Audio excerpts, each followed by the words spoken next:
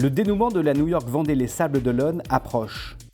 Charlie Dalin devrait arriver tard dans la nuit prochaine et remonter le chenal des Sables en vainqueur tôt, dimanche matin. Pendant ce temps-là, à terre, c'est l'ouverture du village pour une journée particulière. On est ici au Sables d'Olonne et c'est la journée mondiale des océans. Et en fait, on accueille avec l'ONG Surfrider Foundation des enfants. On se sert de la voile comme moteur de passion pour les sensibiliser à l'environnement et à la protection des océans. Les associations de défense des océans, la Water Family, du Flocon à la Vague, Surfrider Foundation, l'Ifremer, sensibilisent le public aux bonnes pratiques de préservation de l'eau.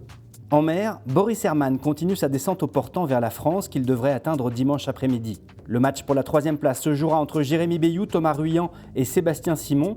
Leader du groupe des sudistes, la remontée au vent se poursuit au large de la péninsule ibérique. Pour l'instant, je m'en tire correctement. Thomas, il est maintenant sous mouvant, là, encore, quarantaine de milles.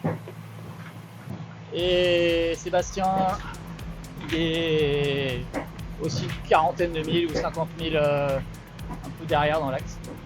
Voilà, vivement que ça se termine, tout ça.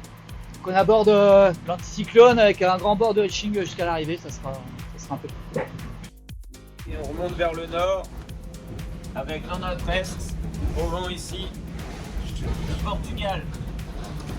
Et dans notre ouest, les Açores. Le sprint final se jouera à haute vitesse, au vent de travers et jusqu'au dernier moment, en début de semaine. Enfin, le groupe des centristes poursuit son lent chemin de croix pour se frayer un passage dans l'anticyclone des Açores face au vent.